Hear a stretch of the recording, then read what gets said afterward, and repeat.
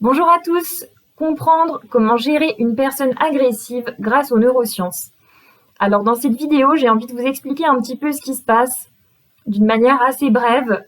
Je vais faire un petit peu des raccourcis, mais voilà, ça va vous permettre quand même de comprendre ce qui se passe dans le cerveau quand une personne est agressive.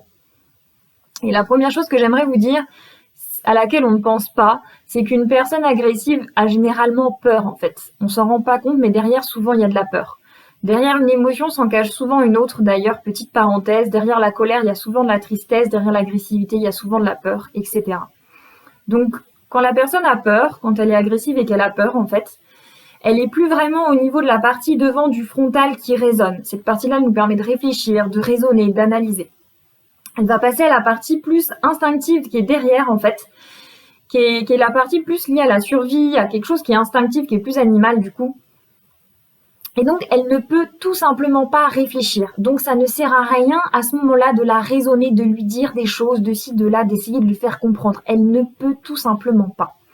Donc, la seule chose que vous pouvez faire, c'est soit attendre que sa colère, son agressivité passe, soit poser des limites si ça va trop loin en disant tout simplement « Écoute, là, c'est pas possible pour moi, on en parle plus tard » ou « Stop, on en parle plus tard ».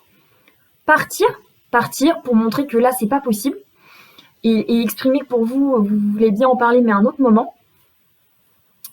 Et après, il y a des outils pour accueillir aussi la charge émotionnelle de l'autre et lui permettre effectivement de revenir à plus d'analyse, à plus de raisonnement, mais ça prend aussi du temps que la personne puisse décharger son émotion pour que le fonctionnement du cerveau redevienne normalement, je dirais.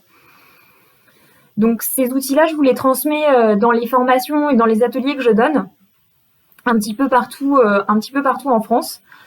En tout cas, voilà, j'espère que déjà ces quelques clés peuvent vous aider. Moi, j'interviens souvent dans les conflits, dans les équipes, lorsqu'il y a beaucoup de tensions, qu'il y a des non-dits. J'anime les réunions, j'anime des moments où les personnes peuvent se parler. Je fais de la médiation en milieu pro et aussi en milieu familial, dans les couples, beaucoup.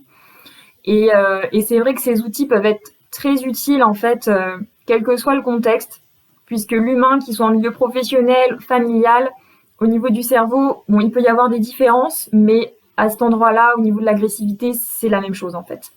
Donc, je vous invite vraiment à ne pas essayer de raisonner, je le redis, une personne qui est agressive, à simplement poser des limites, en fait, qui soient fermes, claires, si ça va trop loin, à attendre ou à accueillir la charge émotionnelle si vous êtes en capacité de le faire et que vous avez les outils, que vous avez appris ça.